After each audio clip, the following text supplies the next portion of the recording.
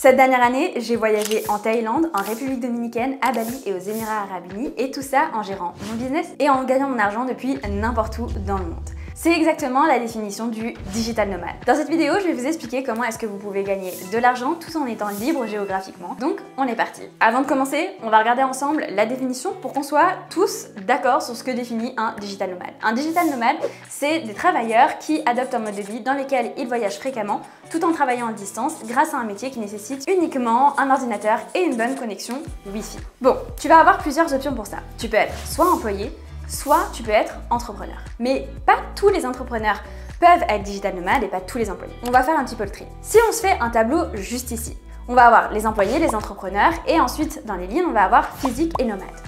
Bon, les jobs qu'il va falloir éliminer, c'est les jobs où tu es employé et tu dois être physiquement présent. Par exemple, ça peut être caissier, ça peut être hôtesse d'accueil, ça peut être par exemple les services des ressources humaines. C'est quand même très rare de pouvoir travailler 100% en ligne en étant en ressources humaines. Tous ces métiers où tu vas devoir être présent. Si tu es plombier, si tu es maçon, si tu es docteur, ce qui est une forme d'entrepreneuriat vu que tu as ton entreprise, tu es obligé d'être sur place. Tu peux rarement être docteur à distance, même si ça existe. Tu peux rarement être plombier à distance. Ça par contre, je pense pas que ça existe. Bref.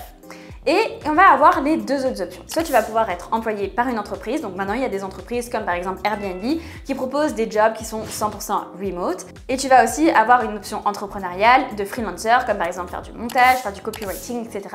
Et pour ça, tu peux être 100% chez toi. Donc si on prend notre option A, d'être employé. Le gros avantage de ça, c'est que tu as un revenu fixe et tu n'as pas besoin d'aller chercher des clients parce que tu es employé, donc tu as ton job, etc.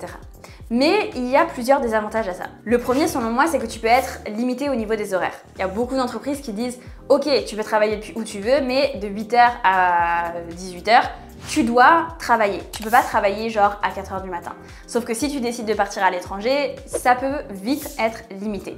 La deuxième chose, ça va être au niveau des réglementations. Il y a des pays, par exemple, qui mettent des restrictions. Moi, je travaillais en Suisse, donc je pouvais travailler en home office chez moi, donc c'est-à-dire à mon adresse chez moi, à Paris, etc. Mais je n'avais pas le droit d'aller autre part. Je ne pouvais pas travailler autre part parce qu'au niveau des assurances, j'étais plus couverte. Tout simplement, légalement, c'était interdit. Donc ça va être un autre point. Ça peut être autorisé, mais dans une certaine limite. Et enfin, le troisième point négatif, c'est que selon moi, c'est difficile de le scaler. C'est difficile d'augmenter tes revenus, tout simplement parce que c'est toujours ce même truc quand tu es employé, tu as des revenus, tu peux demander des augmentations, mais ça va toujours être limité. Ensuite, on va avoir notre deuxième option, être entrepreneur. Et là, pour moi, selon moi, il va y avoir trois catégories. La première catégorie, c'est vraiment la création d'une start-up innovative, etc. Et pour moi, elle est à éliminer. Tout simplement parce que quand tu crées une start-up, tu vas sûrement avoir des employés, tu vas sûrement devoir faire du testing, tu vas devoir être présent, tu vas devoir lever de fonds, etc. Et ta présence, elle va être essentielle. Si tu veux vraiment créer une team, créer une communauté, créer une culture d'entreprise, ta présence, elle est nécessaire. Donc tout simplement, ce type d'entrepreneuriat, je pense qu'il n'est pas possible ou très peu possible d'être vraiment digital nomade ou alors vraiment que quelques mois dans l'année. La deuxième option, c'est d'être influenceur, c'est-à-dire de faire du contenu sur les réseaux sociaux et d'être rémunéré pour ça. D'un côté, c'est intéressant parce que tu peux bien gagner ta vie, etc.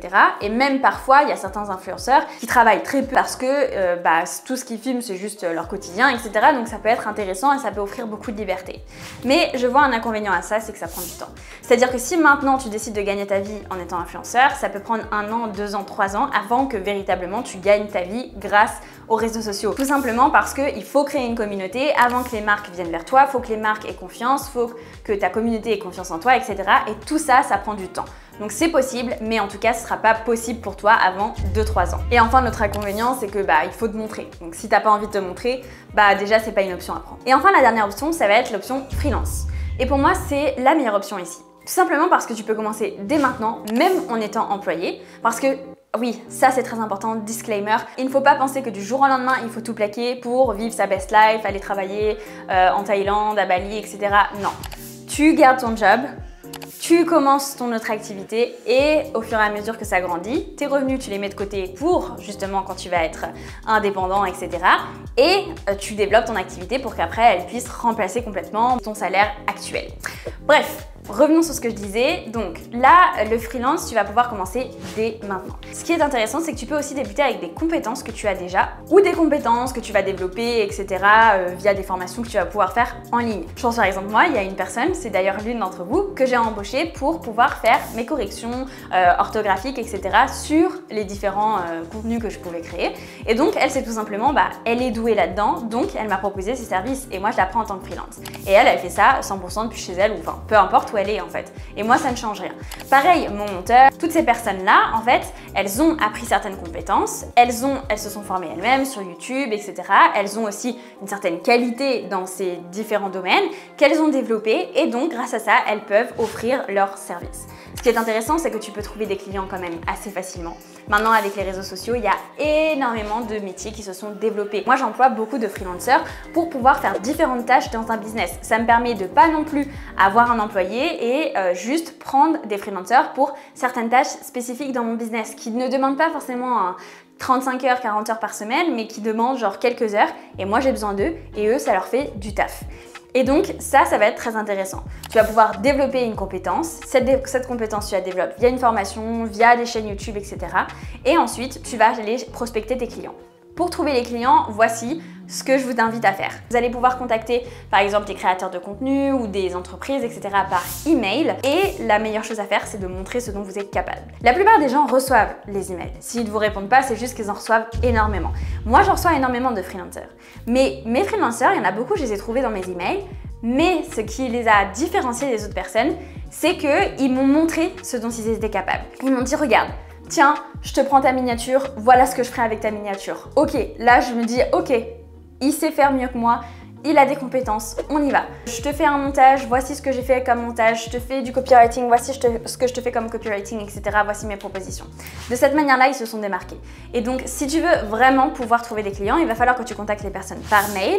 Ça, tu les retrouves sur les réseaux sociaux, les personnes. Franchement, il y a énormément de personnes qui ont des entreprises maintenant. Tu peux aussi les trouver sur Fiverr et Upwork. Et tu vas montrer ce dont tu es capable. C'est pareil quand tu mets ton annonce sur Fiverr, il faut montrer ce dont tu es capable. Ok, je fais ça, j'ai fait tel travail, etc.